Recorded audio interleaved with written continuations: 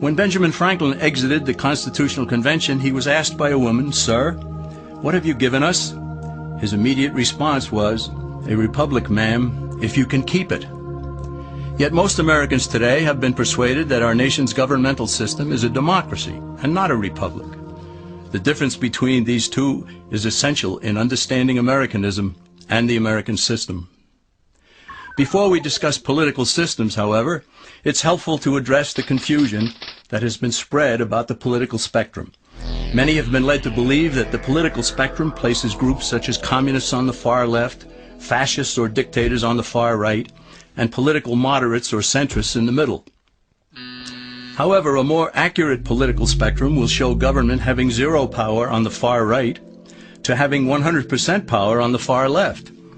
At the extreme right, there is no government. The extreme left features total government under such labels as communism, socialism, Nazism, fascism, princes, potentates, dictators, kings, any form of total government. Those who claim that Nazis and fascists are right-wing never define their terms. This amounts to spreading confusion. Toward the middle of the political spectrum can be found the type of government limited to its proper role of protecting the rights of the people. That's where the Constitution of the United States is. Those who advocate such a form of government are really constitutional moderates. So let's analyze the basic forms of government. They are monarchy or dictatorship ruled by one, oligarchy ruled by a few, democracy ruled by a majority, republic ruled by law, and anarchy, which is ruled by no one. In discussing these five, we'll see that they can be narrowed down to even fewer. Looking first at monarchy or dictatorship, this form of government doesn't really exist in the practical sense. It's always a group that puts one of its members up front.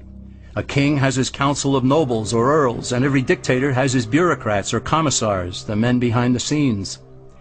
This isn't ruled by one, even though one person may be the visible leader. It's ruled by a group. So let's eliminate monarchy, dictatorship, because it never truly exists. Oligarchy, which is ruled by a group, is the most common form of government in all history.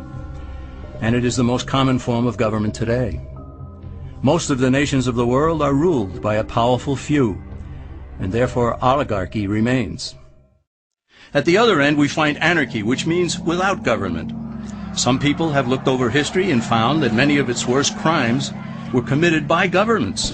So they decided that having no government might be a good idea. But this is a mistake, because as the ancient Greeks stated, without law there can be no freedom.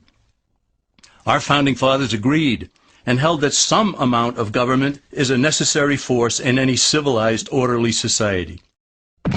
In a state of anarchy, however, everyone has to guard life, liberty, and property, and the lives of family members. Everyone must be armed, and movement is severely restricted because one's property has to be protected at all times. Civilized people have always hired someone to do the guarding, a sheriff, a police force, or some branch of government. Once law enforcement was in place, the people were freer. They could leave their property, work in the fields, and so on. In short, the proper amount of government makes everyone freer. There are some who advocate anarchy, however, not because they want no government, but because they don't like what they have. They use anarchy as a tool for revolutionary change. The condition of anarchy is very much like a vacuum where something rushes in to fill it. These calculating anarchists work to break down the existing government with rioting, killing, looting, and terrorism. Tragically, the people living in such chaos often go to those best able to put an end to it and beg them to take over and restore order. And who is best able to put an end to the chaos? The very people who started it.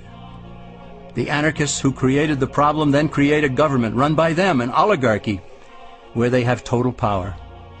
This is exactly what happened in Russia that led to Lenin taking total power, and in Germany where Hitler's brown shirts created the chaos that brought him to power. But anarchy isn't a stable form of government. It's a quick transition from something that exists to something desired by the power-hungry. It's a temporary condition, and because it isn't permanent, we eliminate it as well. The word democracy comes from two Greek words, demos, meaning people, and kratein, meaning to rule. Democracy, therefore, means the rule of the people, majority rule. This, of course, sounds good, but suppose the majority decides to take away one's home, or business, or children. Obviously, there has to be a limit. The flaw in democracy is that the majority isn't restrained. If more than half the people can be persuaded to want something in a democracy, they rule. What about republic? Well, that comes from the Latin, res meaning thing, and publica meaning public. It means the public thing, the law. A true republic is one where the government is limited by law, leaving the people alone. America's founders had a clean slate to write on. They could have set up an oligarchy. In fact, there were some who wanted George Washington to be their king. But the founding fathers knew history, and they chose to give us the rule of law in a republic, not the rule of a majority in a democracy. Why?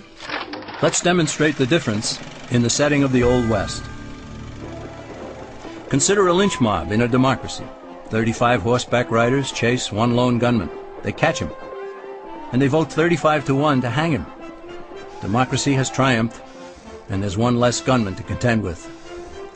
Now consider the same scenario in a republic. The 35 horseback riders catch the gunman and vote 35-1 to hang him, but the sheriff arrives, and he says, "You can't kill him. He's got his right to a fair trial." So they take the gunman back to town. A jury of his peers is selected, and they hear the evidence and the defense, and they decide if he shall hang. Does the jury even decide by majority rule? No, it has to be unanimous or he goes free. The rights of the government aren't subject to majority rule but to the law. This is the essence of a republic. Many Americans would be surprised to learn that the word democracy does not appear in the Declaration of Independence or the U.S. Constitution, nor does it appear in any of the constitutions of the 50 states. The founders did everything they could to keep us from having a democracy. James Madison, rightly known as the father of the Constitution, wrote in essay number 10 of the Federalist Papers, "Democracies have ever been spectacles of turbulence and contention, have ever been found incompatible with personal security or the rights of property, and have in general been as short in their lives as they have been violent in their deaths." Alexander Hamilton agreed, and he stated, "We are a republican government. Real liberty is never found in despotism or in the extremes of democracy." Samuel Adams, a signer of the Declaration of Independence, stated, "Democracy never lasts long. It soon wastes, exhausts, and murders itself." The founders had good reason to look upon democracy with contempt, because they knew that the democracies in the early Greek city-states produced some of the wildest excesses of government imaginable. In every case, they ended up with mob rule, then anarchy, and finally tyranny under an oligarchy. During that period in Greece, there was a man named Solon, who urged creation of a fixed body of law not subject to majority whims. But where the Greeks never adopted Solon's wise counsel, the Romans did. Based on what they knew of Solon's laws, they created the 12 tables of the Roman law, and in effect built a republic that limited government power and left the people alone. Since government was limited, the people were free to produce, with the understanding that they could keep the fruits of their labor. In time, Rome became wealthy and the envy of the world. In the midst of plenty, however, the Roman people forgot what freedom entailed. They forgot that the essence of freedom is the proper limitation of government. When government power grows, people freedom recedes. Once the Romans dropped their guard, power-seeking politicians began to exceed the powers granted them in the Roman Constitution. Some learned that they could elect politicians who would use government power to take property from some and give it to others. Agriculture subsidies were introduced, followed by housing and welfare programs. Inevitably, taxes rose and controls over the private sector were imposed. Soon, a number of Rome's producers could no longer make ends meet, and they went on the dole. Productivity declined, shortages developed, and mobs began roaming the streets, demanding bread and circuses from the government. Many were induced to trade freedom for security.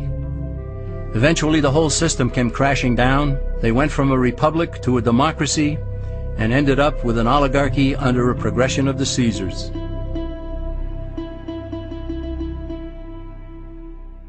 Thus, democracy itself is not a stable form of government. Instead, it is the gradual transition from limited government to the unlimited rule of an oligarchy. Knowing this, we as Americans are ultimately left with only two choices.